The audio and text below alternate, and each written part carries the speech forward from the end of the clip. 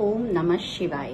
अब हम आगे की कथा करेंगे। जब नल और ऋतुपर्ण विदर्भ देश पहुंचे तो रथ की गड़गड़ाहट को सभी ने सुना। राजा भीम उनका स्वागत करने के लिए आए। वहां पर ऋतुपर्ण ने कुछ भी स्वयंवर जैसा नहीं देखा। राजा भीम ने उनके आने का कारण पूछा तो राजा बुद्धिमान थे ऋतुपर्ण, उन्होंने कहा मैं तो आपका अभिनंदन करने के लिए आया था। भीम को संशय हुआ लेकिन वो चुप कर गए। जब रथ की गड़गड़ाहट सुनकर दमयंती ने देखा वो नल को नहीं पहचान पाई। उसने अपनी दासी केशनी को कहा तुम जाओ और उन पुरुष से पूछ के आओ कि तुम कौन हो और तीसरा पुरुष कौन है। केशनी ने जाके नल से कहा कि आप कौन हैं। तो तब राजा नल ने कहा कि मैं राजा ऋतुपर्ण का अश्वाध्यक्ष हूँ और राजा ऋतुपर्ण दमयंती के स्वयंवर के बारे में सुनकर अति शीघ्रता से यहाँ पहुंचना चाहते थे और मैं उन्हें वहां शीघ्रता से लेके आया हूँ। तीसरा पुरुष हमारे साथ वाष्णेय है जो राजा ऋतुपर्ण का सारथी है। पहले वो नल का सारथी था और नल के बच्चों को वो यहाँ छोड़कर भी गया था।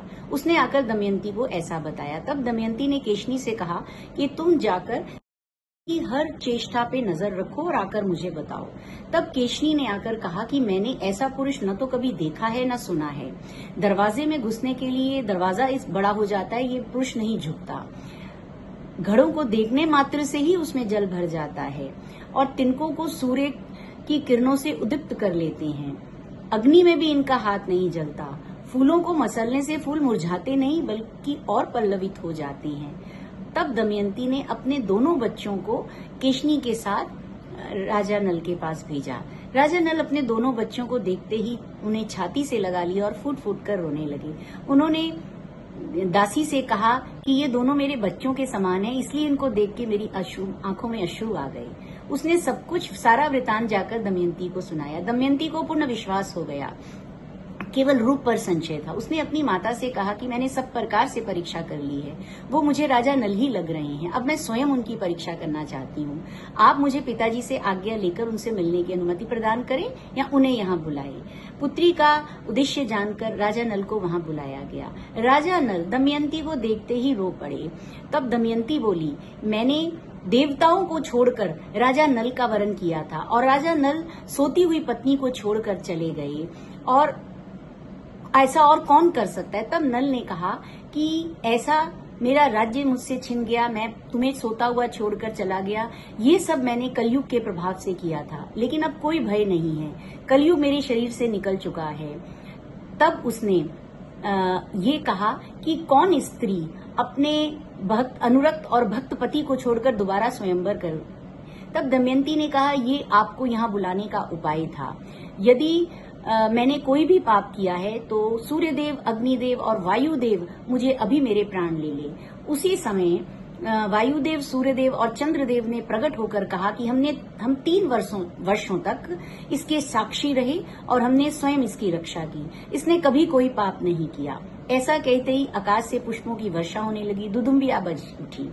तब नल ने करकोटक का दिया हुआ अजीन वस्त्र धारण किया जिससे उनका रूप उन्हें पुनः प्राप्त हो गया और वो वस्त्र आभूषण से अलंकृत हो राजा भीम से मिले। राजा भीम अपनी पुत्री और दामाद को देखकर बहुत प्रसन्न हुए। 1 मास तक राजा नल वहां रहे। उसके बाद वो कुछ हाथी, घोड़े और पैदल सैनिकों के साथ रथ में सवार होकर अपने देश आए और उन्होंने अपने भाई पुष्कर से कहा कि मैंने कुछ धन प्राप्त किया है और अब मैं तुमसे जुआ खेलूंगा। मैं अपना धन और दमयंती दाव पर लगाता हूँ और तुम पूरा राज्य दाव पर लगाओ, और यदि तुम मेरे से जुआ नहीं खेलना चाहते तो हम युद्ध करेंगे। तब उसके भाई पुष्कर ने कहा कि नहीं, हम जुआ ही खेलेंगे। वो द्रुत क्रिया खेलने का रहस्य जानने के कारण नल उसमें जीत गया और नल को अपना राज्य पुनः प्राप्त हो गया। उसने अपने भाई पुष्कर को क्षमा करते हुए कहा कि तुमने यह सब कलयुग के प्रभाव में आकर किया था, इसलिए मैं तुम्हारी धन और संपत्ति तुम्हें पुनः लौटा रहा हूँ और तुम्हारे प्राण भी छोड़ रहा हूँ। पुष्कर ने कहा कि आपने मुझे क्षमा किया, आपकी अक्षय कीर्ति सदैव बनी रहेगी। सारी प्रजा बहुत प्रसन्न हुई और सर्वत्र महान उत्सव होने लगे। तब नल विशाल सेना लेकर दमयंती और अपने बच्चों को लेकर अपने राज्य में लौट आए। वर्षों तक उन्होंने सुखपूर्वक जीवन जिया और विविध प्रकार के यज्ञ आदि संपन्न किए।